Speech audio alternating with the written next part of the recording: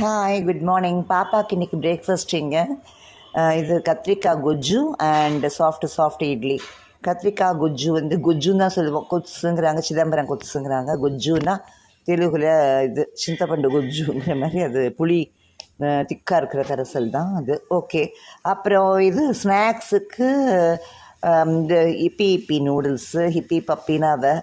அடுத்தது இது லஞ்சுக்கு முருங்கைக்காய் தக்காளி போட்டு சாம்பார் அண்ட் பீன்ஸ் பொரியல். ஓகே.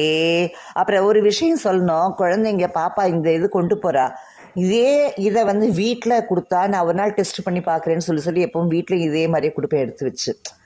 அது இட் வில் டேக் 1 or 2, அப்படி அதை ஃபினிஷ் பண்ணுறதுக்கு 1 hour ஆகும். பட் அங்கே ஸ்கூலுக்கு போனால் எப்படி ஃபினிஷ் பண்ணுறான்னு தெரியலை. அது இப்பி நூடுல்ஸ் தான், இதைத்தான் எல்லாம் கேட்டு எடுத்துகிட்டு போவாள்.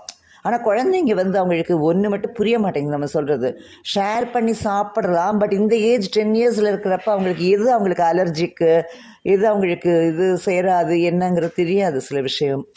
நல்லா சாப்பிடுவாங்க, அதனால ஏதாவது ஒரு சின்ன இது அவங்களுக்கு அஃபெக்ட் ஆகும். அது தெரிஞ்சுக்கிட்டு 15 yearsக்கு அப்புறமா அவங்க இதெல்லாம் எது வேணும் வேண்டாம்னு தெரிகிறப்ப ஷேர் பண்ணிக்கலான்னு என்னோட ஒப்பீனியன் அதுதான். ஓகே, பாய் பாய் பாய்.